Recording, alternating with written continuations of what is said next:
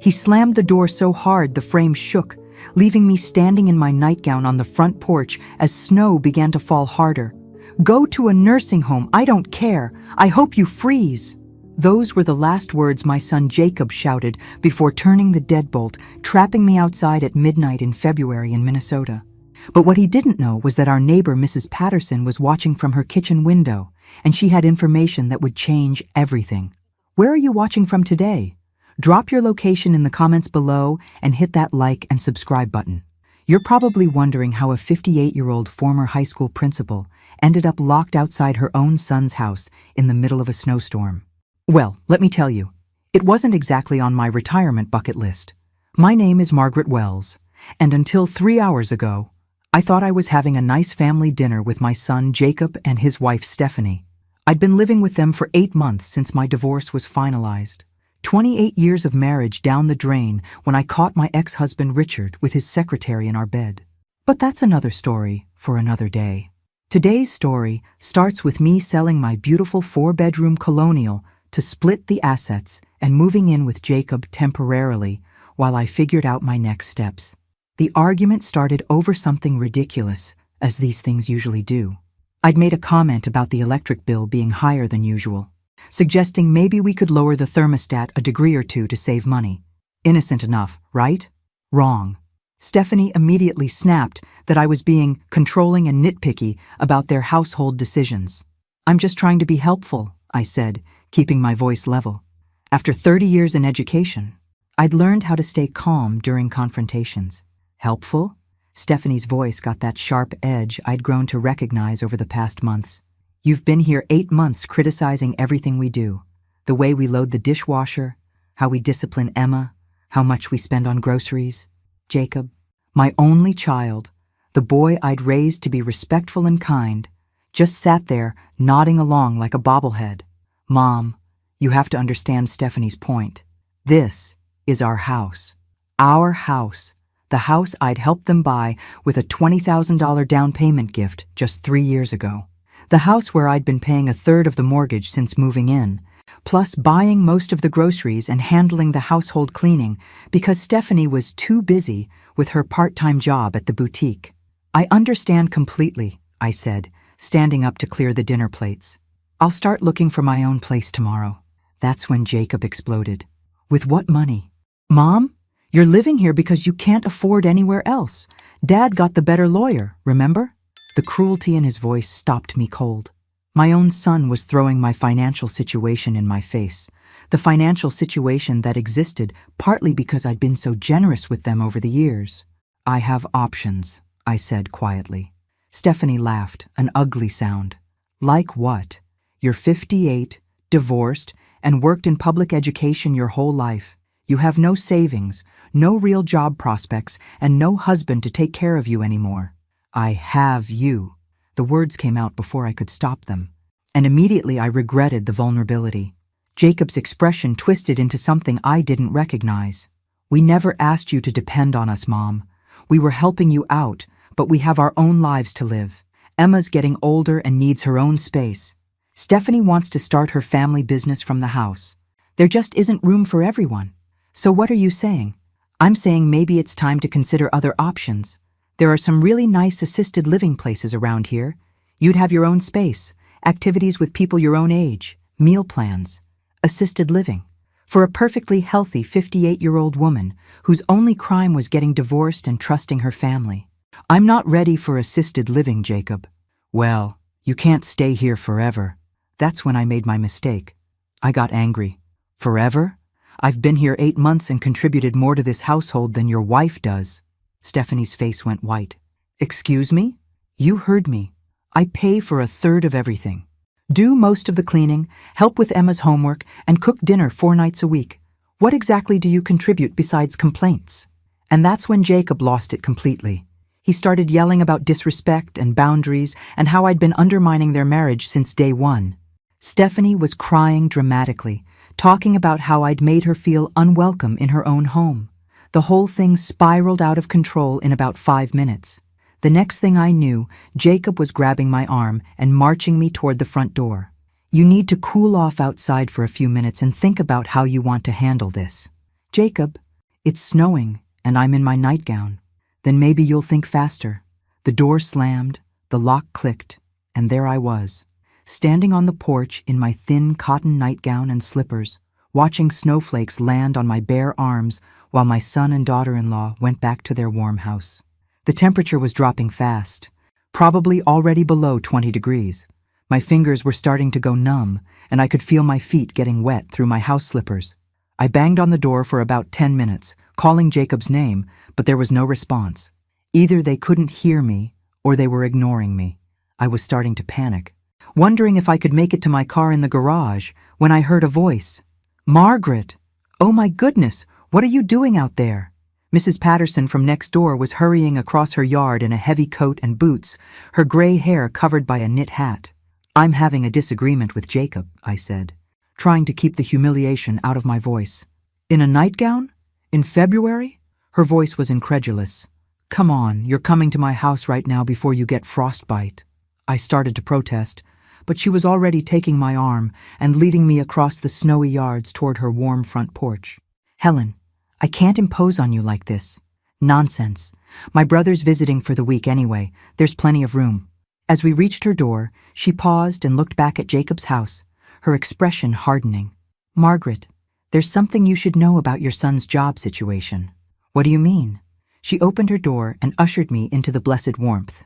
"My brother is his boss." I stopped moving. "What?" "My brother Peter runs the marketing division at Hartwell Industries. He's been Jacob's supervisor for the past year and a half." My mind raced.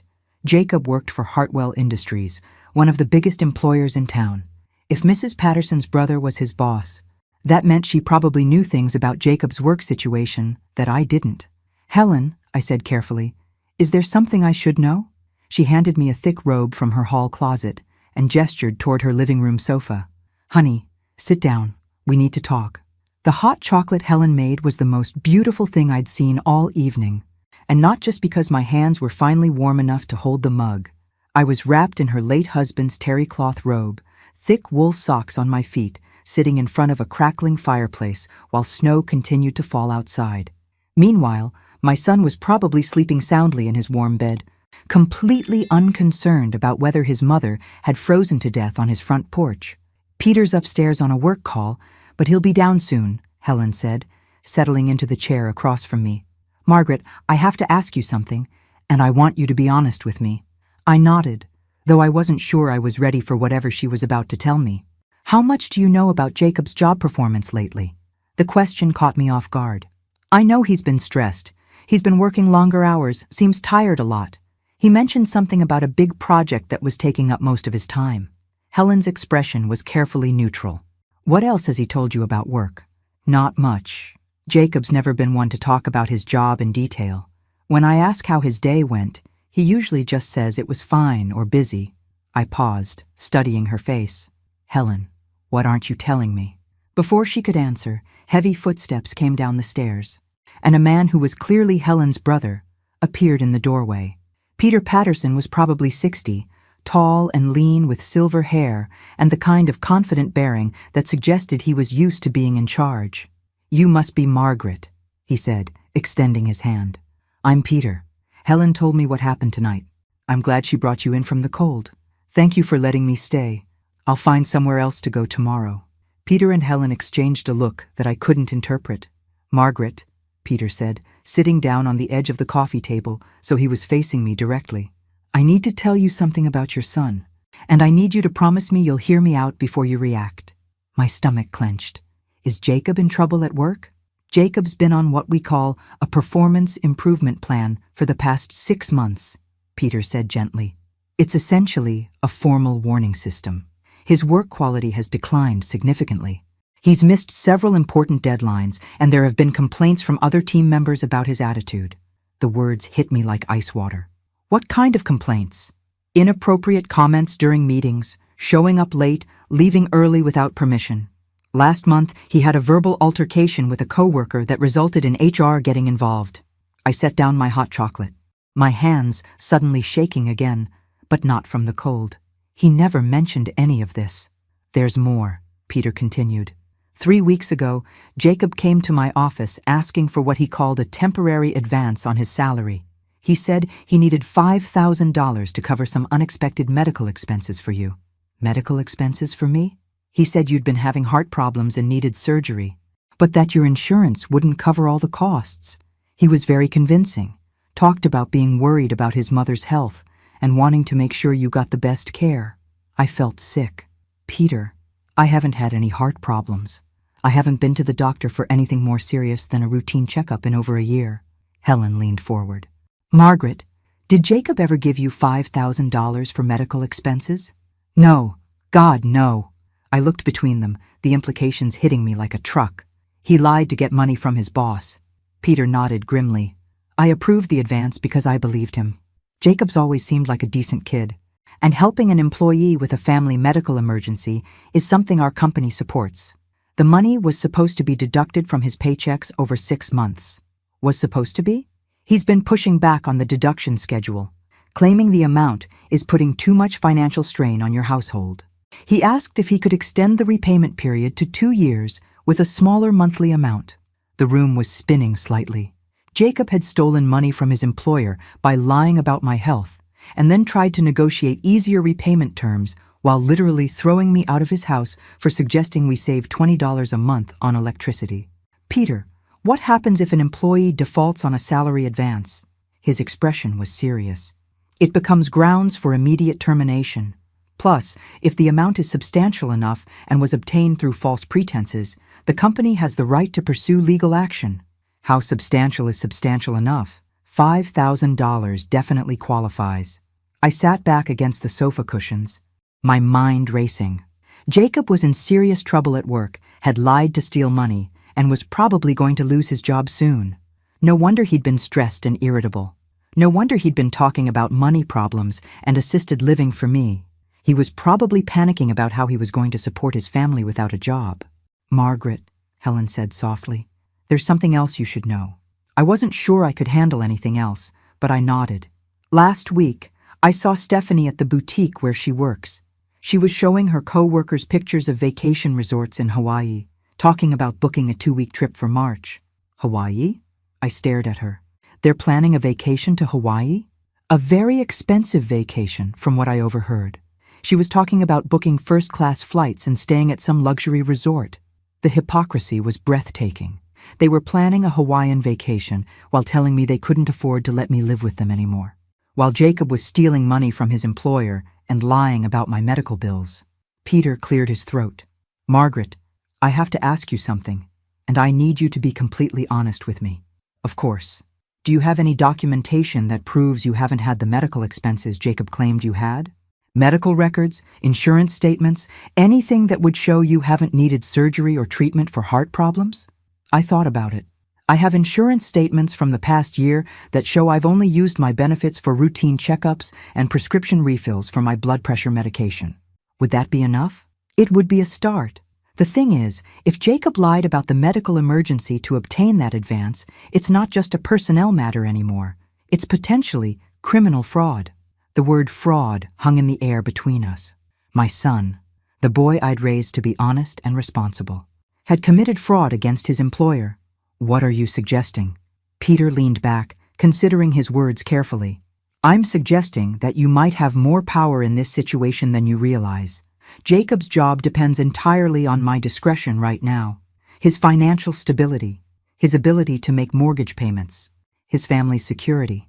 All of it hinges on whether I choose to push forward with termination and legal action, or whether I find a reason to give him another chance. I stared at him, understanding dawning slowly. You're saying I have leverage. I'm saying that tomorrow morning, when Jacob realizes his mother spent the night at his boss's house, he might be very interested in having a different conversation about respect and living arrangements. Helen smiled for the first time all evening. Sometimes justice comes in the form of a snowstorm and a well-timed revelation. I picked up my hot chocolate again, feeling warmth spread through me that had nothing to do with the temperature of the drink. My son had thrown me out into the cold, literally and figuratively. But by morning, he was going to discover that he'd made a very expensive mistake. Peter, I said, what time do you usually get to work? 8:30. Why? I think Jacob and I need to have a conversation first thing in the morning, and I think it would be very helpful if he knew exactly who he was dealing with. Outside, the snow was still falling, but I wasn't worried about being cold anymore. In fact, I was starting to think that Jacob was the one who should be worried about freezing. After all, revenge is a dish best served cold, and Minnesota in February was about as cold as it gets. I woke up at 6 a.m. in Helen's guest room to the sound of frantic knocking next door. Through the window, I could see Jacob on his own front porch in pajamas and a coat, clearly locked out of his own house. Stephanie must have been in the shower and couldn't hear him knocking. The irony was delicious. Helen appeared in my doorway with a cup of coffee and a knowing smile. "Karma works fast around here," she said. "Should I feel guilty for enjoying this so much?" "Honey, after what that boy put you through last night, enjoy every second." Peter was already dressed for work, sitting at the kitchen table with his laptop open and his phone nearby. "Margaret, I've been thinking about our conversation last night. Before we do anything, I want to make sure you understand all your options." I settled at the table with my coffee, wearing one of Helen's bathrobes. "I'm listening. Option 1. You go back over there this morning, apologize for whatever Jacob thinks you did wrong, and continue living in their house under whatever conditions they set. You'll probably be walking on eggshells for months, but you'll have a roof over your head." The thought made my stomach turn. What's option 2? Option 2. We use the information we have to reset the power dynamic. Jacob learns that actions have consequences, and you negotiate a better situation for yourself from a position of strength. And option 3? Peter's expression grew serious. Option 3, I handle this as a straightforward employment issue. I document Jacob's fraud, terminate his employment, and pursue legal action for the stolen advance.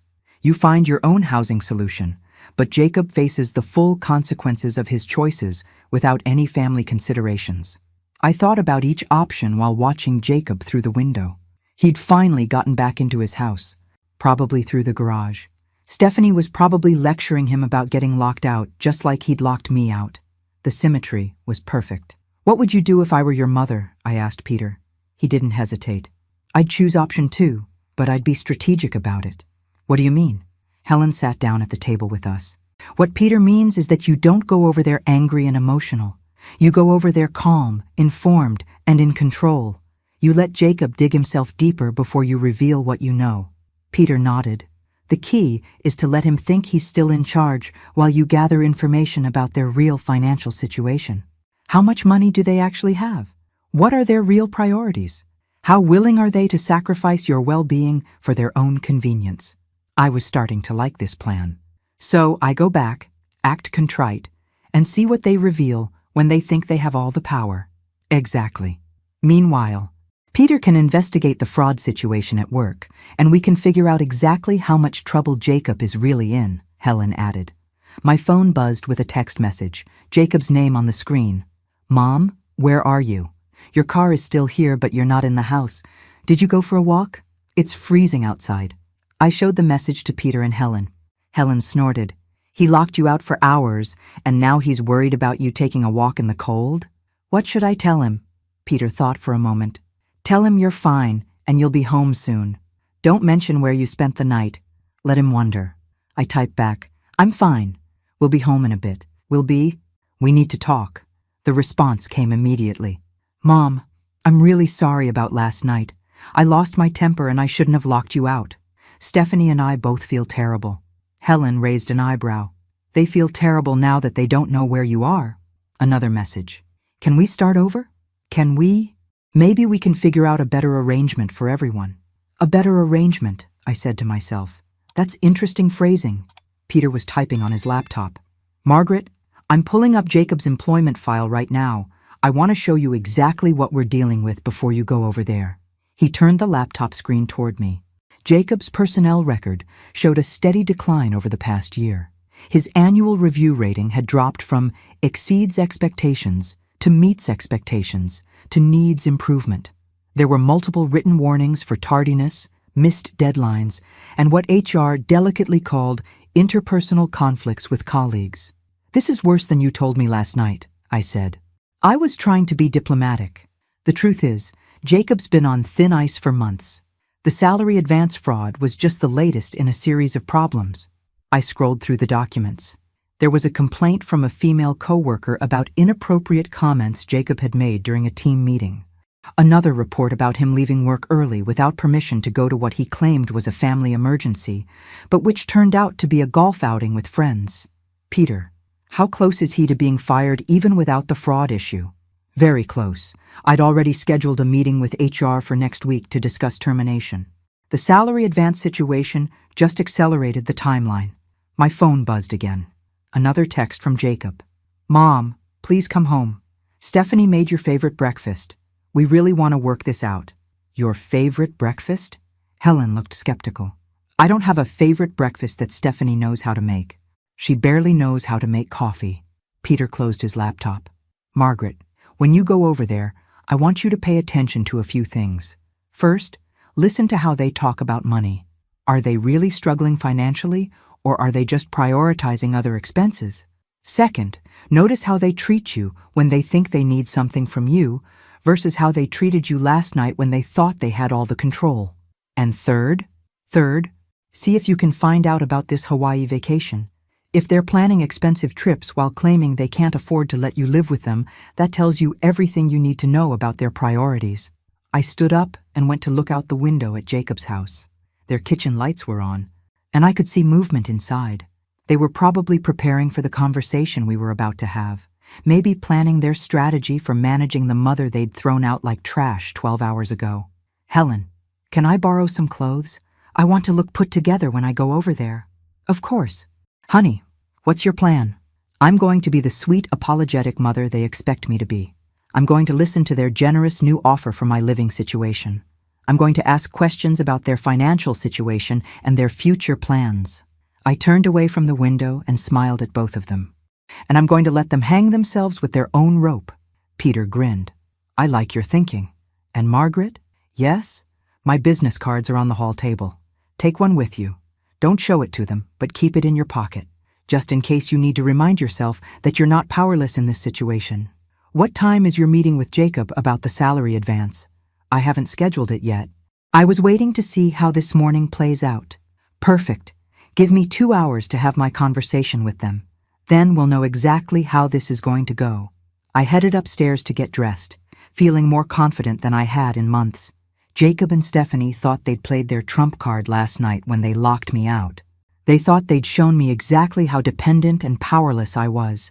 Instead, they'd just given me the information and motivation I needed to turn the tables completely. By the time I walked back into that house, I was going to know exactly what they were really thinking, what they really wanted, and what they were willing to sacrifice to get it. And then, Jacob was going to get a phone call from his boss that would change everything. I knocked on my own son's front door at 8:15, wearing Helen's navy blue dress and carrying myself with the dignity of someone who definitely hadn't spent the night wondering if she was going to freeze to death. Jacob opened the door immediately, like he'd been watching for me from the window. Mom! Thank God, we were so worried.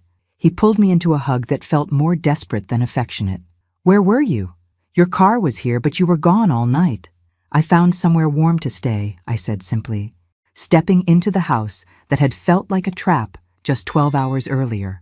Stephanie appeared from the kitchen, her hair perfectly styled and her smile absolutely radiant.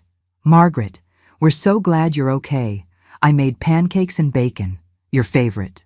Pancakes and bacon weren't my favorite anything, but I smiled graciously. That's very thoughtful, Stephanie. The dining room table was set with their good dishes, the ones they usually saved for company. Fresh orange juice in actual glasses instead of the plastic cups they normally used. Flowers from their yard arranged in a vase. They'd gone all out to create the impression that I was an honored guest instead of the woman they'd literally locked out in a snowstorm. Mom, sit down, please, Jacob said, pulling out my chair. Stephanie and I stayed up most of the night talking about everything. We realized we handled last night completely wrong. I sat down and waited. In my pocket, Peter's business card felt like a secret weapon. Stephanie brought out a plate of perfectly golden pancakes, and Jacob poured coffee into my cup with exaggerated care. The performance was almost convincing. The thing is, Jacob began, settling into his own chair, We've been under a lot of financial pressure lately, and I think we took it out on you unfairly. Financial pressure? I asked, adding just the right amount of concerned, motherly worry to my voice. Stephanie nodded, her expression serious. Jacob's been working so hard, taking on extra projects, trying to position himself for a promotion. It's been really stressful. Extra projects. I almost choked on my orange juice. According to Peter, Jacob had been doing the opposite of extra work. A promotion? I asked. That sounds promising. Jacob's smile was tight. Well, it's not guaranteed yet. But my boss has been giving me more responsibilities, and I think it's heading in that direction. More responsibilities like being placed on a performance improvement plan and getting written up for missing deadlines. That's wonderful, honey. What kind of promotion are you hoping for? Department supervisor, he said without hesitation. It would mean a significant salary increase, better benefits, more security for our family. Stephanie reached over and squeezed his hand. We're trying to be optimistic, but it's scary when you're waiting to hear about something that could change your whole life. The lies were flowing so smoothly, I almost admired their creativity. Jacob wasn't being considered for a promotion. He was about to be fired. He wasn't taking on extra responsibilities. He was failing to meet basic job requirements. And he definitely wasn't getting a salary increase. He was on the hook for $5,000 he'd stolen by lying about my medical needs. I can understand how that kind of uncertainty would be stressful, I said sympathetically. Is there anything I can do to help? They exchanged a look across the table, the kind of quick glance that meant they'd rehearsed this conversation. Actually, Stephanie said, we wanted to talk to you about your living situation here. Here it comes, I thought. The truth is, Jacob continued, we love having you here, but the house is getting cramped with 3 adults and Emma, and if the promotion comes through, we'll be in a better position to help you find a really nice place of your own. What kind of place? Well, Stephanie's voice took on an enthusiastic tone. We've been researching some beautiful senior living communities in the area, places with activities and social opportunities, maybe a little apartment where you'd have complete independence, but also support if you need it. Senior living communities. They were still pushing the same agenda as last night, just with better packaging. Those sound expensive, I said carefully. They can be, Jacob admitted, but we'd help with the costs, especially once my promotion goes through. In fact, we've already looked at a few places just to get an idea of what's available. You've already looked? Stephanie nodded eagerly. There's one called Sunset Manor that's absolutely beautiful. Private apartments, meal plans, a fitness center, even a library. We drove by last week just to see what it looked like. Last week, they'd been apartment hunting for me while I was paying 1/3 of their mortgage and doing their housework. And how much would a place like that cost? Around $3,000 a month, Jacob said. But like I said, we'd help with that. $3,000 a month that they expected to help with using a salary from a job he was about to lose and money he'd stolen from his employer. That's very generous, I said. But I'd want to contribute to my own expenses. I couldn't let you carry that burden. Mom, you don't have much in savings after the divorce, Stephanie said gently. We know Dad got the better deal in the settlement. Actually, Richard had gotten the house and his retirement accounts, but I'd gotten half of everything else, plus alimony. My savings weren't extensive, but they weren't non-existent either. I just hadn't advertised the details of my financial situation. I might have more resources than you realize, I said. Jacob leaned forward. What do you mean? I mean, I've been looking into my options too. There might be some benefits available to me that could help with housing costs. It was technically true. I had been looking into my options, including the option of staying in their house and making them face the consequences of their choices. What kind of benefits? Stephanie asked. Oh, various programs for women over 55 who've gone through divorce, housing assistance, job training programs, things like that. Jacob looked relieved. That's great, Mom. If you could qualify for some assistance, it would make the transition so much easier. Speaking of transitions, I said casually, when were you thinking this move might happen? Another exchanged glance. Well, Jacob said slowly, sooner might be better than later. How much sooner? Stephanie jumped in. We were thinking maybe by the end of the month. That would give you time to get settled before spring, and it would give us time to prepare for the promotion and everything that comes with it. End of the month. 2 weeks away. 2 weeks seems quite fast, I said. We know it's a lot to ask, Jacob said. But honestly, Mom, I think you'll be happier with your own space. More independence, people your own age to socialize with, activities designed for seniors. People my own age. I was 58, not 88. And what about Emma? I asked. Won't she miss having Grandma around? Stephanie's smile flickered for just a moment. Of course she'll miss you, but she's at an age where she needs more privacy. Teenage girls, you know. Emma was 11. Plus, Jacob added, you'll be able to visit any time. Maybe even have Emma spend weekends with you at your new place. She'd probably love having sleepovers in a senior community. The picture they were painting was becoming clearer by the minute. They wanted me out immediately. They expected me to pay for expensive senior housing with resources I supposedly didn't have. And they thought they were going to maintain the relationship on their terms with occasional visits and sleepovers. This all sounds very thoughtful, I said, finishing the last of my pancakes. I appreciate how much planning you've put into this. They both looked relieved. So you're okay with the timeline? Stephanie asked.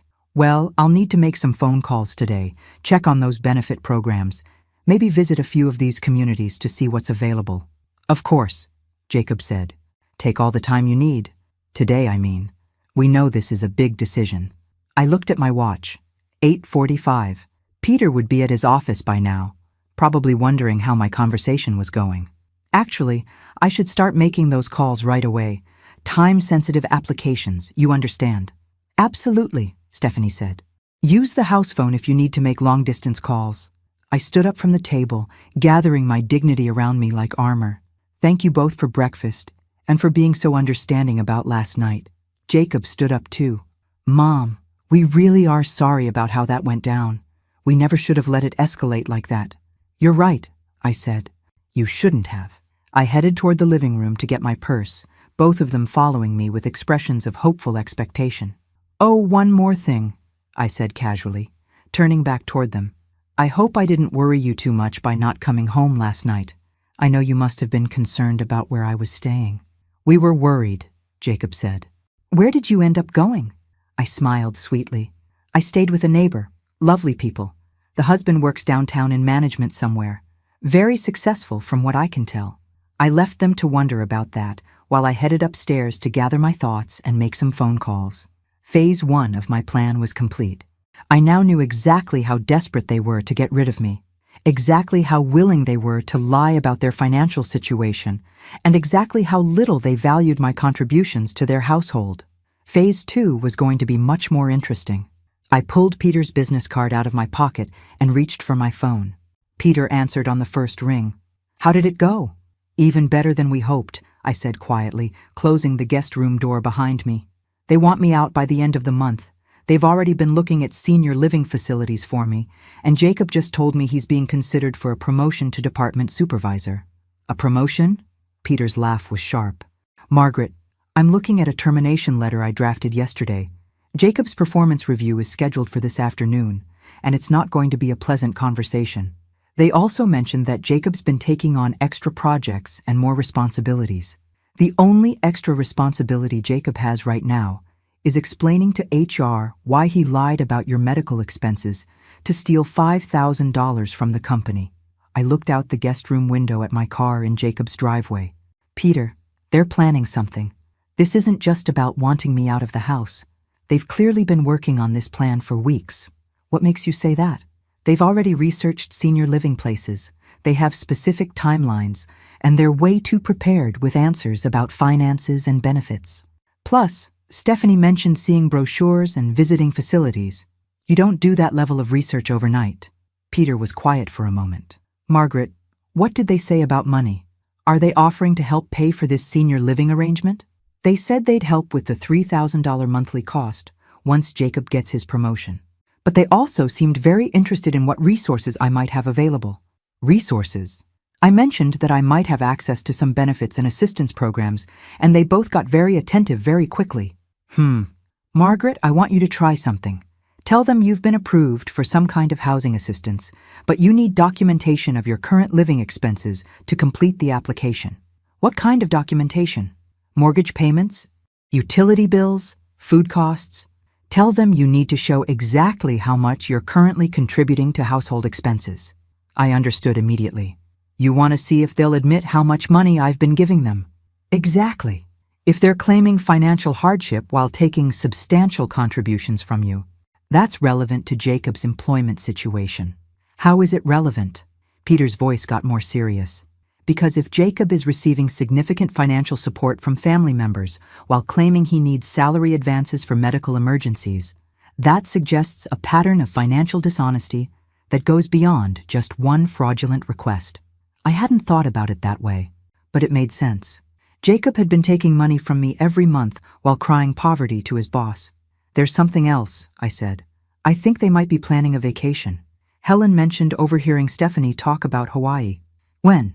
March, according to Helen. First-class flights and a luxury resort.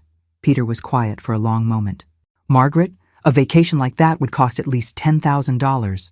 Probably more.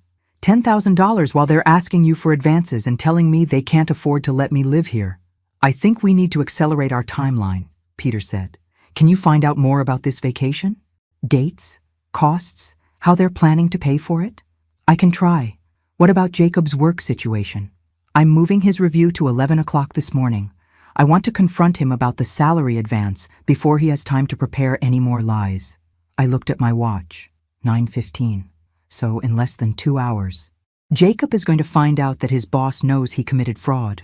He's going to find out that his boss knows he lied about your medical expenses, yes. What he won't know immediately is that his boss's sister is the neighbor who took you in last night. The pieces were falling into place beautifully. Jacob would spend the morning thinking he had his mother's living situation under control, only to discover that his professional life was falling apart. And by the time he came home tonight, he'd be facing a very different conversation than the one he expected. Peter, what happens if he tries to blame me? What if he claims I knew about the salary advance and approved of it? Do you have any documentation that shows you haven't had medical expenses? Yes, I have insurance statements going back a year that show minimal claims. Just routine checkups and my blood pressure prescription. Perfect. Bring those with you when you come back to Helen's house. I want to copy them before my meeting with Jacob. Should I tell Helen what's happening? Helen already knows. She's the one who suggested we accelerate the timeline. She's also the one who remembered that Stephanie was talking about vacation upgrades and spa packages, not just basic resort accommodations. Upgrades and spa packages. The expenses were climbing even higher. Margaret, I want you to do something else today. What? I want you to act like you're seriously considering their senior living plan. Ask them to drive you to look at facilities. See how eager they are to speed up the process. You think they'll try to rush me into something? I think they're more desperate than they're letting on. If Jacob knows he's in trouble at work, even subconsciously, he might be pushing harder to resolve what he sees as other financial drains. Financial drains. Like his mother, who'd been contributing to his household expenses for 8 months. I'll call you after I visit some facilities, I said. What time is Jacob's meeting? 11 o'clock. I'll call you as soon as it's over. I hung up and sat on the edge of the guest bed, looking around Helen's cheerful room with its floral wallpaper and photographs of grandchildren. 12 hours ago, I'd been a homeless woman in a nightgown, dependent on my son's charity and subject to his whims. Now I was a strategist with inside information and powerful allies. My phone buzzed with a text message from Stephanie. How are those phone calls going? Any good news on benefits? I typed back, very promising, should know more this afternoon. Her response came immediately. Wonderful. Let us know if you need help with paperwork or applications. I smiled, thinking about the paperwork Jacob was going to be dealing with in about an hour. Personnel files, insurance fraud documentation, termination letters. Another text arrived. Jacob suggested we could drive you to look at a few places today if you're interested. Get a feel for what's available. They were eager. Very eager. That would be great, I replied. I'd love to see Sunset Manor and maybe 1 or 2 others. Perfect. We can leave whenever you're ready. I looked at my watch again. 9:25. Jacob's workday was about to become very interesting, but he didn't know it yet. Meanwhile, I was about to spend the morning touring senior living facilities with 2 people who had no idea that their financial house of cards was about to collapse. I gathered my insurance paperwork from my purse and headed downstairs. Phase 2 of the plan was about to begin, and I was discovering that I had quite a talent for strategic thinking. After 30 years of managing difficult teenagers and navigating school district politics, dealing with manipulative adults was turning out to be remarkably similar. The main difference was that this time, the stakes were personal, and I was highly motivated to win. Winter's Revenge, a story of justice served cold. Part 2. At exactly 11 o'clock, while I was standing in the lobby of Sunset Manor pretending to be impressed by their craft room, Jacob's phone rang. He glanced at the caller ID and his face went pale. "It's my boss," he said to Stephanie, his voice tight. "I need to take this." He stepped away from us, walking toward the parking lot while I continued my Oscar-worthy performance of examining activity schedules with the facility director. But I was watching Jacob through the window, and what I saw was a man's world falling apart in real time. His posture changed first, shoulders hunching forward like he was bracing for impact. Then his free hand went to his forehead, the universal gesture of someone receiving very bad news. By the time he hung up, his face had gone from pale to gray. "Everything okay?" Stephanie asked when he returned, though she clearly already knew it wasn't. "I have to go into work, right now. There's some kind of emergency meeting." Emergency meeting. I almost felt sorry for him. Almost. "Can't it wait?" Stephanie's voice had an edge of panic. "We're in the middle of helping your mother find a place to live." Jacob looked at me, and for the first time all day, I saw genuine fear in his eyes. "Mom, I'm really sorry, but this can't wait. Can we continue the tour later?" "Of course, honey. Work comes first." I kept my voice perfectly understanding while inside I was practically glowing with satisfaction. "Is everything all right?" "Everything? You look worried." "I'm sure it's nothing serious. Probably just some paperwork issue that needs to be cleared up." Paperwork issue. Well, that was one way to describe fraud charges. The drive back to their house was tense. Jacob gripped the steering wheel like it was the only thing keeping him anchored to reality. While Stephanie peppered him with questions he clearly couldn't answer. "What kind of emergency meeting happens on such short notice?" "I don't know, Steph. Did you do something wrong?" "I don't think so." "Well, what did your boss say exactly?" "He said there were some discrepancies in my personnel file that needed immediate attention." Discrepancies. Peter was handling this perfectly. When we pulled into their driveway, Jacob's hands were actually shaking as he turned off the engine. "I better change into a suit," he mumbled, heading for the house like a man walking to his execution. "Margaret," Stephanie said, grabbing my arm before I could follow him.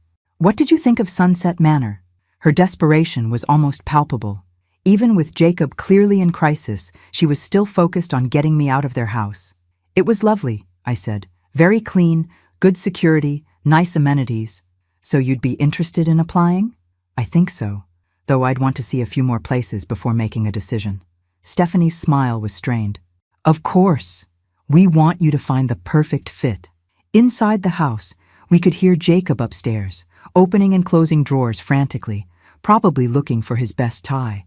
The one he'd worn to job interviews before he'd gotten his position at Hartwell Industries. The irony was perfect. "Stephanie," I said carefully, "is Jacob under a lot of pressure at work lately? He seems more stressed than usual." She hesitated, and I could see her weighing how much to reveal. "He's been working really hard for this promotion. Sometimes that means walking a fine line between being ambitious and being too pushy. You know? Too pushy. That was an interesting way to describe lying to steal money. Has he mentioned any specific concerns about his job security?" "Why would you ask that?" "Well, he seems very anxious about this meeting, and you both seem eager to make changes to our living situation quickly. I just want to make sure I'm not adding to any financial stress you might be under." Stephanie's laugh was forced. "Oh no, we're fine financially. In fact, we've been planning a little getaway for March. Hawaii. We've been saving up for months." Saving up for months while taking money from me and stealing from Jacob's employer. Hawaii sounds wonderful. Very expensive, though. Well, we got a good deal through Jacob's company travel program. Jacob appeared at the top of the stairs, dressed in his navy suit and looking like he was headed to a funeral instead of a meeting. "I have to go," he called down. "I'll probably be there for a few hours." "Call me when you're done," Stephanie called back. "Let me know how it goes." He nodded and headed for the garage, leaving us alone in a house that suddenly felt much larger and quieter. "More coffee?" Stephanie asked, but I could tell her mind was elsewhere. "Actually, I think I'll rest for a bit. The morning was more tiring than I expected." I headed upstairs to the guest room, closed the door, and immediately called Helen. "He just left for his meeting," I said quietly. "He looked like he was going to be sick. Peter called me 20 minutes ago." Apparently, Jacob tried to reschedule the meeting 3 times in 10 minutes, claiming he had family emergencies, doctor appointments, anything to avoid going in. Peter didn't let him reschedule? Peter told him that the longer he waited, the more serious the situation would become. That got Jacob moving. I looked out the window and watched Jacob's car disappear down the street. "Helen, Stephanie just told me they're planning a Hawaii vacation in March. She said they got a deal through Jacob's company travel program." "His company travel program?" "That's what she said." Helen was quiet for a moment. "Margaret, Hartwell Industries doesn't have a company travel program." Of course they didn't. So she's lying about how they're affording this vacation. Either lying or Jacob has been lying to her about where the money is coming from. I thought about that. Given what I'd learned about Jacob's character over the past 24 hours, both options seemed equally likely. "Helen, what happens if someone uses a company credit card for personal expenses?" "That would be embezzlement." "Why?" "Just wondering if Jacob's financial problems might be bigger than we thought." My phone buzzed with a text message. "Stephanie, Margaret, I know today has been overwhelming with the house tours and Jacob's work stress. Would you like me to make us some lunch? We could talk more about your housing options." She was still pushing. Even with her husband potentially losing his job, she was still focused on getting me out of the house. I typed back, "That would be nice. I'll be down in a few minutes. Take your time. I'm making your favorite soup." My favorite soup. I didn't have a favorite soup that Stephanie knew how to make, but I was curious to see what she'd come up with. I called Helen back. "I'm going downstairs to have lunch with Stephanie and see what other lies she tells me. When do you think Peter's meeting with Jacob will be over?" "Could be anywhere from 1 hour to 3 hours, depending on how much Jacob tries to deny and how much evidence Peter presents." "And then?" "Then Jacob comes home to face his mother, not knowing that his mother spent last night with his boss and his boss's sister." I looked at myself in the guest room mirror, straightening Helen's borrowed dress and checking my hair. 12 hours ago, I'd been locked out in the snow. Now I was about to have lunch with my daughter-in-law while her husband explained to his boss why he'd committed fraud. "Helen, I think I'm starting to enjoy this." "Good. It's about time you realized how strong you are."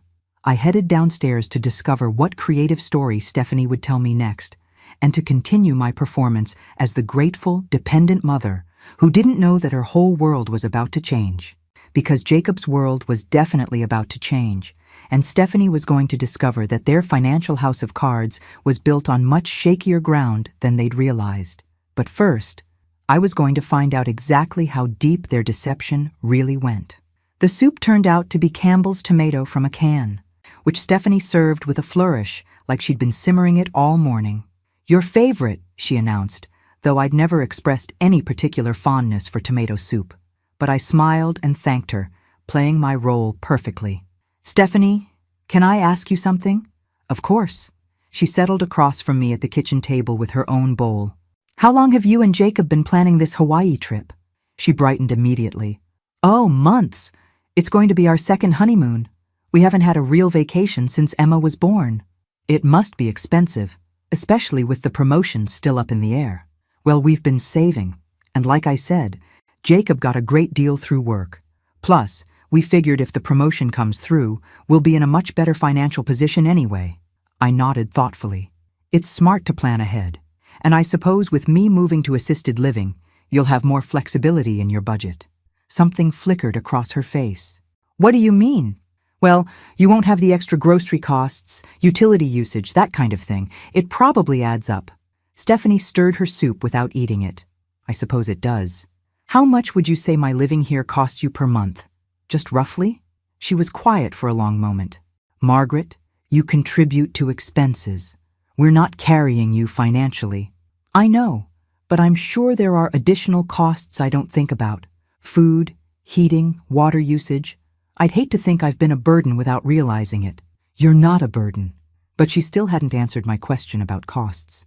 "Stephanie, I mentioned this morning that I might qualify for some housing assistance programs. One of the requirements is documenting my current living expenses. Could you help me put together those numbers?" She set down her spoon. What kind of numbers? What I contribute to the household versus what my actual costs are. The program wants to see if there's a gap that needs to be filled. I could practically see her mind working. If she claimed my living expenses were high, it would justify getting me out of the house. But if she claimed they were low, it would contradict their story about financial pressure. I don't really keep track of those kinds of details, she said finally. Jacob might know. He's always been good with numbers. Jacob has a lot on his mind right now with work. Speaking of Jacob's work, you mentioned he's been under pressure lately. Has he been talking to you about specific problems? Stephanie's discomfort was becoming more obvious by the minute. Not really. He doesn't like to bring work stress home. That's admirable. Though sometimes when people are worried about job security, they start making changes at home to prepare for different scenarios. She looked up sharply. What do you mean? Oh, just things like reducing expenses, adjusting living arrangements, making sure they have financial flexibility in case something changes. Jacob's job is secure. The promotion is practically guaranteed. It was fascinating how confidently she could say something that was completely false. My phone rang. Helen's number. Excuse me, I should take this. I stepped into the living room. Hello? Margaret, Peter just called. The meeting is over. Already? Jacob confessed everything within the first 20 minutes. Apparently, once Peter started showing him the evidence, he broke down completely. What did he confess to? The fake medical emergency, the salary advance fraud, and get this, he also admitted to using company resources for personal projects, including researching vacation packages on company time. So he had been using work resources to plan the Hawaii trip. What happens now? Peter gave him two options. Option 1, immediate termination, full repayment of the salary advance, and referral to law enforcement for fraud charges. And option 2, resignation with a neutral reference, repayment plan for the salary advance, and no criminal charges. Which did he choose? He's thinking it over. Peter gave him until 5 o'clock to decide. I looked at my watch. 2:15. Jacob had less than 3 hours to decide between being fired for fraud or resigning in disgrace. Helen, does Stephanie know any of this yet? Not unless Jacob called her from Peter's office, which he didn't. Peter was with him the entire time. So she's upstairs making lunch plans while her husband is deciding between criminal charges and unemployment. Exactly. Margaret, there's something else. Peter asked Jacob directly about his home financial situation. Specifically, he asked whether Jacob was receiving financial support from family members while claiming hardship at work. My stomach clenched. What did Jacob say? He admitted you've been contributing significantly to household expenses for months. He also admitted that the financial pressure he's been under was partly because he's been planning expensive purchases while maintaining a lifestyle his salary couldn't actually support. Expensive purchases, like Hawaiian vacations. Peter documented all of this? Every word. Margaret, Jacob essentially confessed that he's been living beyond his means while taking money from both you and his employer under false pretenses. I looked toward the kitchen, where Stephanie was probably still waiting for me to return and continue our conversation about my living expenses. What should I tell her? Nothing yet. Let Jacob come home and tell her himself. But Margaret, you need to be prepared. When Jacob gets home, he's going to be desperate. People do unpredictable things when they're cornered. You think he might try to blame me? I think he might try anything. But here's the thing. You now have all the leverage. Peter has documentation of Jacob's confession. You have proof that they've been planning to move you out while taking your money. And you have a neighbor who witnessed them locking you outside in a snowstorm. So what do? You wait. Let Jacob come home and explain to his wife why their Hawaii vacation just got canceled and why their mortgage is about to become a lot harder to pay. Then you decide what kind of relationship you want with them going forward. I hung up and returned to the kitchen, where Stephanie was still sitting with her untouched soup. Everything okay? She asked. Just a neighbor checking on me after last night. She was worried. That's nice. Which neighbor? I smiled. Mrs. Patterson. She's very sweet. Stephanie nodded absently. Margaret, I was thinking while you were on the phone, maybe we should look at a few more senior living places this week, just to give you a good range of options. Still pushing. Even now she was still trying to speed up my departure. That sounds like a good idea, though I suppose a lot depends on what Jacob learns about his promotion situation. What do you mean? Well, if the promotion doesn't come through, you might need to reconsider the timeline for my move. Senior living is expensive, and I wouldn't want you to overextend yourselves financially just to help me. Stephanie's smile was tight. We'll make it work either way. You're both so generous. I hope Jacob knows how lucky he is. I think we're all lucky to have each other. I finished my soup and carried my bowl to the sink, thinking about luck and family and the difference between being generous and being used.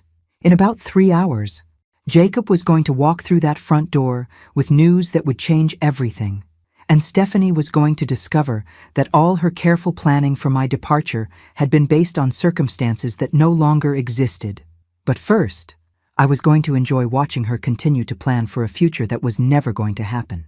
After all, there's something deeply satisfying about knowing the ending when everyone else is still reading the middle of the story. Jacob didn't come home at 5 o'clock, or 6 o'clock, or 7 o'clock. By 8 p.m., Stephanie was pacing the living room like a caged animal, checking her phone every 30 seconds and jumping every time she heard a car in the distance. "This isn't like him," she kept saying. "He always calls if he's going to be late." I sat on their couch, ostensibly reading a magazine, but actually watching her unravel with clinical fascination. She'd tried calling Jacob 6 times in the past hour, each call going straight to voicemail. "Maybe his meeting ran long," I suggested helpfully. "What kind of meeting lasts 9 hours? The kind where your husband has to choose between criminal fraud charges and voluntary resignation," I thought. "Should we call the office?" Stephanie asked. "What if something happened to him?" "I'm sure he's fine. Jacob's always been responsible about taking care of himself." Responsible. That was generous, considering his recent track record. At 8:30, car doors slammed in the driveway. Stephanie rushed to the window, then froze. "He's not alone. There's someone with him." I joined her at the window. Jacob was walking up the driveway with another man, both of them looking like they'd spent the day at a funeral. The other man was tall, well-dressed, and carried himself with the authority of someone used to handling difficult situations. "Who do you think that is?" Stephanie whispered. I had a pretty good idea, but I kept my expression puzzled. Maybe someone from work? The front door opened, and Jacob's voice carried into the living room. "Steph? Mom, we need to talk." We gathered in the living room, where Jacob introduced his companion as Mr. Richardson from the company's legal department. Mr. Richardson had the poker face of someone who'd delivered bad news many times before. "I asked Mr. Richardson to come with me because there are some legal implications to what I need to tell you," Jacob began, his voice shaky. Stephanie sank into her chair. "Legal implications? Mom, Stephanie, I need to tell you both something, and I need you to let me get through it before you ask questions." I nodded encouragingly, though inside I was thinking that this was going to be better than any television drama. "I'm no longer employed at Hartwell Industries. As of this afternoon, I submitted my resignation." Stephanie's face went white. "What? Jacob, what happened?" "There were some irregularities in my personnel file. Financial irregularities." Mr. Richardson spoke for the first time. "Mr. Wells obtained a salary advance under false pretenses.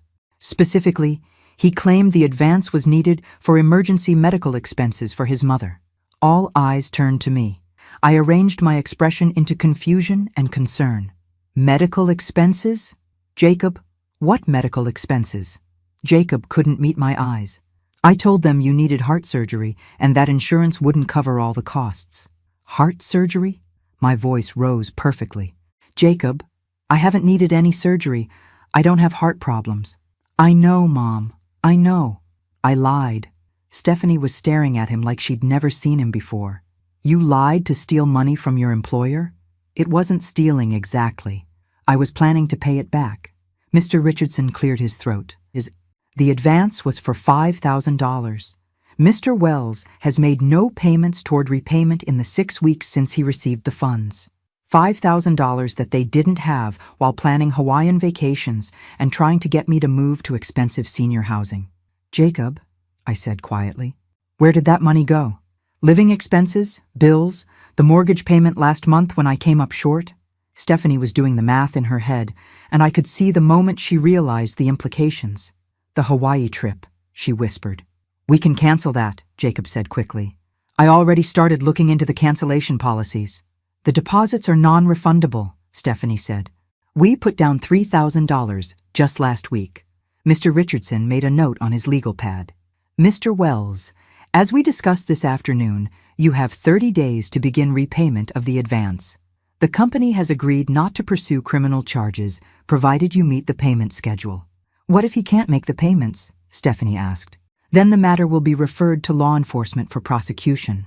The room fell silent except for the tick of their antique wall clock. Jacob looked like he'd aged 10 years in one day, and Stephanie kept opening and closing her mouth like she couldn't find words. There's something else, Jacob said finally. Something else. Of course there was. My resignation means we'll lose our health insurance at the end of the month, and obviously the promotion I mentioned isn't happening. Stephanie stood up abruptly. I need some air. She walked out of the room, and a few seconds later we heard the back door slam. Mr. Richardson gathered his papers. Mr. Wells, you have my card. The first payment is due in 30 days. I'd suggest you start looking for employment immediately. After he left, Jacob slumped into his chair like all the air had gone out of him. Mom, I'm sorry. I'm so sorry about all of this. Jacob, help me understand something. You took $5,000 by lying about my medical bills, but you've also been talking about a promotion and planning expensive vacations. Where did you think the money for all of that was going to come from? He ran his hands through his hair. I thought the promotion was going to happen. I thought I could pay back the advance and everything would work out. But you weren't actually being considered for a promotion, were you? He looked up sharply. How did you know that? Interesting question. I didn't know it, Jacob. I'm asking. No, I wasn't being considered for a promotion. I was actually in trouble for poor performance. I was probably going to be fired anyway. So the story you told me this morning about taking on extra responsibilities was a lie, too. Everything I told you this morning was a lie. His voice broke. Mom, I don't know how to fix this. I stood up, looking down at my son, who was sitting in his expensive living room, surrounded by the trappings of a lifestyle he couldn't afford, paid for with money he'd stolen and contributions from a mother he'd locked out in a snowstorm. Jacob, I have one more question for you. What? When you locked me outside last night, were you planning to use that as justification for moving me to assisted living? Make it seem like I was becoming difficult and couldn't live independently? His silence was answer enough. I see. I picked up my purse from the side table. I'm going to stay with a friend tonight. We can continue this conversation when you've had time to think about what kind of relationship you want to have with me going forward. Mom, where are you going? Which friend? I paused at the living room doorway. Someone who doesn't lock family members outside in snowstorms and then lie about their medical bills to steal money. Mom, please, don't leave. We can work this out. Jacob, for the first time in months, I'm going to sleep somewhere I feel welcome and safe. I suggest you spend tonight figuring out how to explain to your wife why your financial planning was based on fraud and fantasy. I left him sitting alone in his living room, probably calculating how he was going to make mortgage payments without a job, without stolen money, and without his mother's financial contributions. Outside, I could see Stephanie in the backyard, sitting on their deck in the cold February air, probably doing the same calculations, but I wasn't worried about either of them anymore. I was walking across the snow-covered yard toward Helen Patterson's warm, welcoming house, where people told the truth and treated family members with respect. And tomorrow, I was going to decide exactly what my life was going to look like going forward. For the first time in months, all the choices were going to be mine. I woke up Thursday morning in Helen's guest bed to the sound of frantic knocking. Not next door this time, but on Helen's front door. Through the window, I could see Stephanie on the porch at 7 a.m., still wearing yesterday's clothes and looking like she hadn't slept. Helen appeared in my doorway with coffee and a grim expression. She's been out there for 10 minutes. Should I let her in? Let's see what she wants. I followed Helen downstairs and watched through the living room window as Helen opened the front door. Stephanie, what are you doing here so early? Is Margaret here? I need to talk to her. It's an emergency. What kind of emergency? Please, Mrs. Patterson, I know she's here. I saw her come over last night.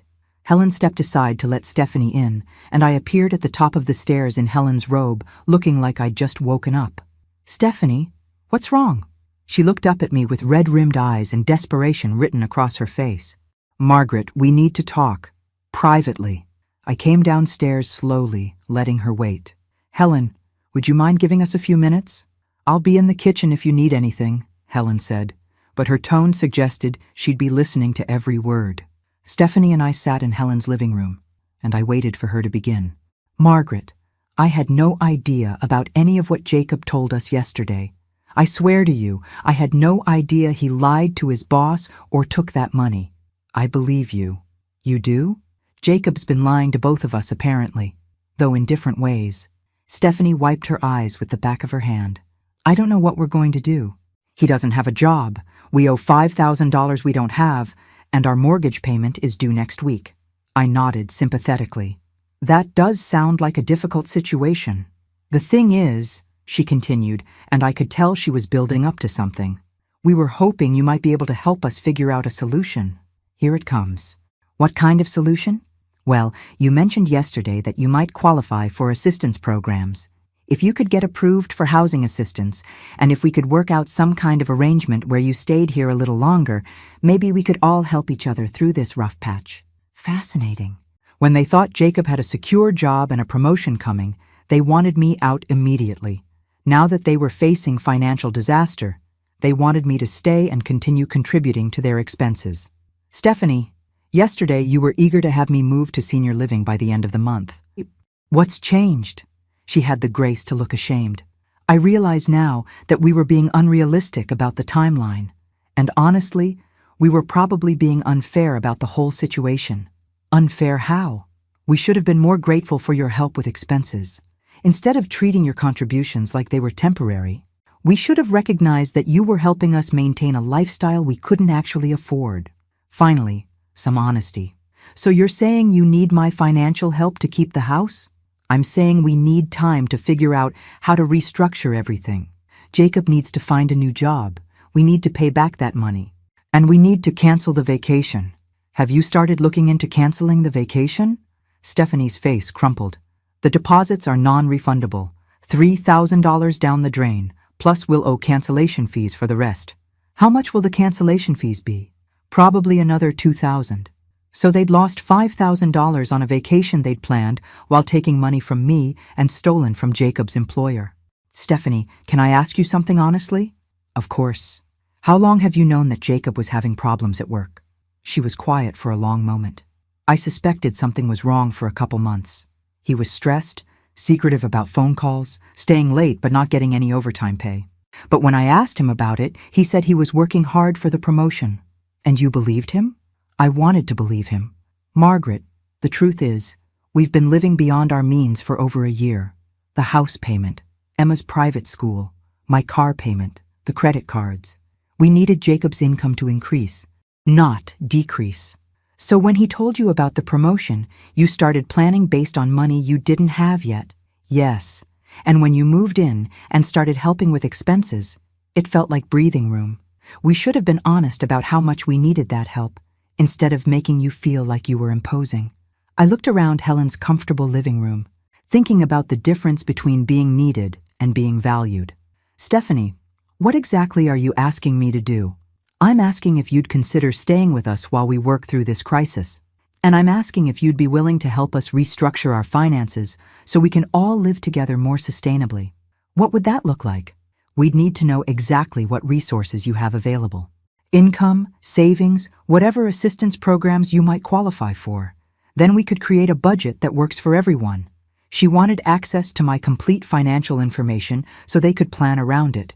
And in exchange, you'd have a stable place to live and we'd all work together as a family to get through this.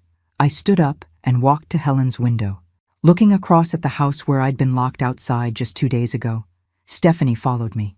Margaret, I know we made mistakes, big mistakes, but we're family. Families help each other. I turned to face her. Stephanie, families do help each other. But help is voluntary, and it's mutual, and it's based on respect. I understand that now. Do you? Because 2 days ago, you locked me outside in a snowstorm when I suggested saving $20 on the electric bill. Yesterday, you were touring senior facilities to get me out of your house as quickly as possible.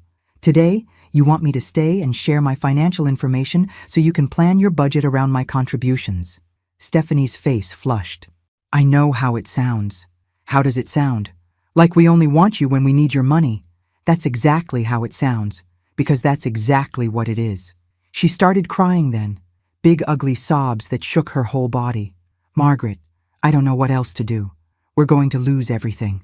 I felt a moment of sympathy for her, but then I remembered standing on that porch in my nightgown while snow fell around me. Stephanie, you're going to lose some things. That's what happens when you make financial decisions based on fraud and fantasy. But you're not going to lose everything, and you're certainly not entitled to my help in avoiding the consequences of your choices. So you won't help us? I didn't say that. I said I won't help you avoid consequences. There's a difference. She looked up at me with desperate hope. What do you mean? I sat back down, folding my hands in my lap. I mean that if you want my help, it comes with conditions. Real conditions, not the pretend gratitude you've been showing me. What conditions? And that's when I smiled, because I'd been thinking about this all night, and I knew exactly what I wanted. First, Jacob needs to get a job. Any job. I don't care if he's flipping burgers or stocking shelves, but he needs to start earning money immediately to pay back that $5,000. Stephanie nodded frantically. Second, you need to sell your car and buy something you can actually afford. But my car is almost paid off. Your car payment is probably $400 a month. You can't afford $400 a month for a car when you don't have jobs. She nodded again, though less enthusiastically. Third, Emma comes out of private school immediately and goes to public school like millions of other kids whose parents can't afford expensive tuition. But her education will be just fine in public school. I taught in public schools for 30 years, and I can assure you that expensive doesn't automatically mean better. Okay? What else? I stood up again, looking down at her. Those are the conditions for them to avoid losing their house. The conditions for my help are different. Different how? If you want me to contribute financially to your household, I become an equal partner in all decisions about that household.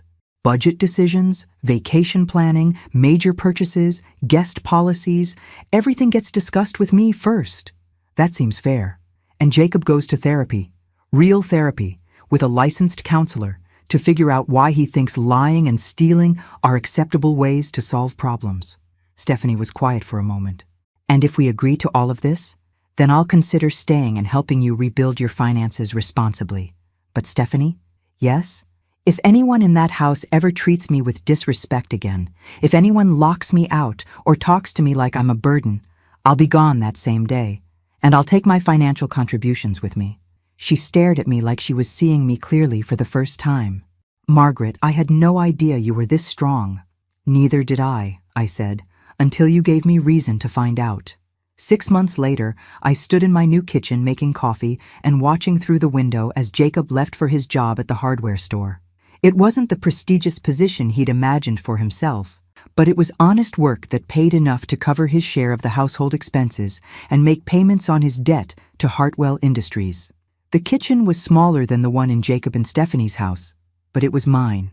The little 2-bedroom condo I'd purchased was perfect for my needs, with enough space for Emma to visit on weekends and a guest room for the friends I'd made in my new life. My phone rang as I was adding cream to my coffee, Stephanie's name on the screen.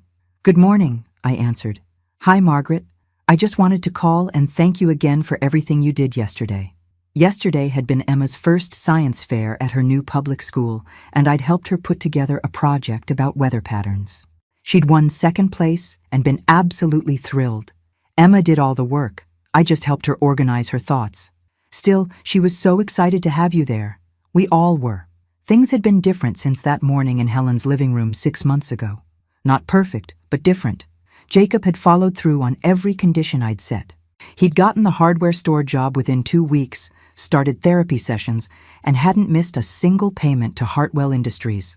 Stephanie had sold her expensive car and bought a reliable used Honda. Emma had transitioned to public school without any academic problems and had made new friends almost immediately. But I hadn't moved back in with them.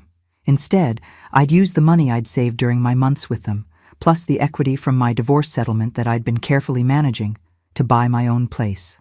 Small, but mine. How are things going with the new budget? I asked.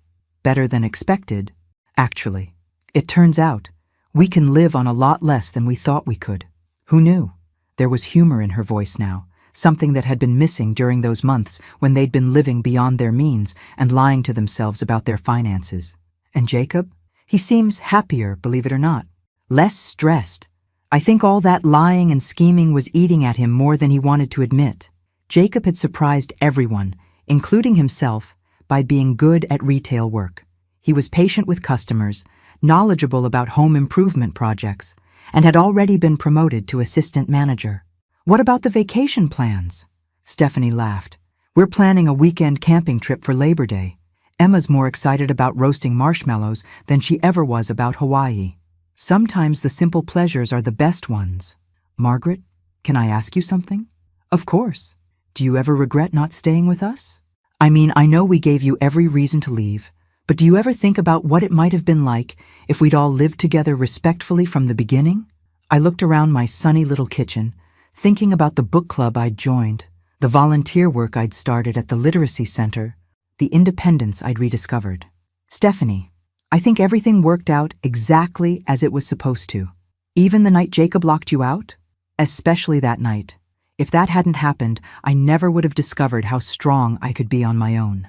After I hung up, I walked out to my small patio to water the plants I'd arranged there. Next door, Helen Patterson was working in her garden. Morning, Margaret. How are my favorite neighbors? Just got off the phone with Stephanie. Emma won second place at the science fair yesterday. That's wonderful. Are you still planning to take her to the museum next weekend? Wouldn't miss it. Helen straightened up, brushing dirt off her gardening gloves. You know, I was thinking about that night you showed up on my doorstep in your nightgown. What about it? I was thinking that sometimes the worst things that happen to us turn out to be the best things that ever happened to us. I considered that while watching a butterfly land on my petunias.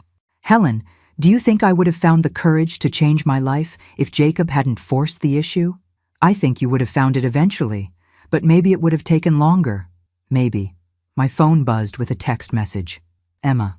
Grandma Margaret, can you teach me how to make chocolate chip cookies this weekend? Mom said you have the best recipe. I typed back, of course, sweetheart. We'll make enough for you to take some home to your parents. Another text came through immediately. Dad wants to know if you need help with anything around your condo. He says he owes you about 1 million favors. I smiled, thinking about how different our family dynamic had become. I was no longer the dependent mother living on their charity. I was the independent grandmother who chose to stay involved in their lives because I wanted to, not because I had to. Tell your dad I'm fine, but thank you for asking. Love you, Grandma Margaret. Love you too, Emma. I finished watering my plants and went back inside to get ready for my day. I had a volunteer shift at the literacy center this afternoon, and tonight I was meeting my book club to discuss our latest selection. As I was getting dressed, I thought about the woman I'd been 6 months ago. Grateful for any scrap of inclusion, willing to accept disrespect in exchange for a place to belong, convinced that my financial contributions were the most valuable thing I had to offer. That woman felt like a stranger now. The woman I'd become understood that respect wasn't negotiable, that love without boundaries wasn't really love, and that sometimes the kindest thing you can do for people is refuse to enable their bad decisions. Jacob and Stephanie had learned to live within their means because I'd refused to subsidize their financial fantasy. They'd learned to value my presence because I'd shown them I was perfectly capable of living without their approval. And Emma was growing up seeing a grandmother who was strong, independent, and unwilling to settle for less than she deserved. My doorbell rang, interrupting my thoughts. Through the peephole, I saw a delivery truck. Package for Margaret Wells? I signed for the box and carried it inside, curious about what it might be. The return address was Helen's. Inside was a framed photograph of the three of us, Helen, Peter, and me, taken at Peter's retirement party last month. We were all smiling, dressed up for the occasion, looking like the unlikely family we'd become. There was a note attached in Helen's handwriting. For the woman who taught us all that sometimes justice comes disguised as a snowstorm. With love and admiration, Helen and Peter. I set the photograph on my kitchen counter where I could see it while I made breakfast, thinking about justice and family and the difference between being chosen and being settled for. 6 months ago, I'd been locked out of a house where I was tolerated as long as I was useful. Today, I was surrounded by people who valued me for exactly who I was. The snow had melted months ago, but the lessons I'd learned during that cold February night were still with me.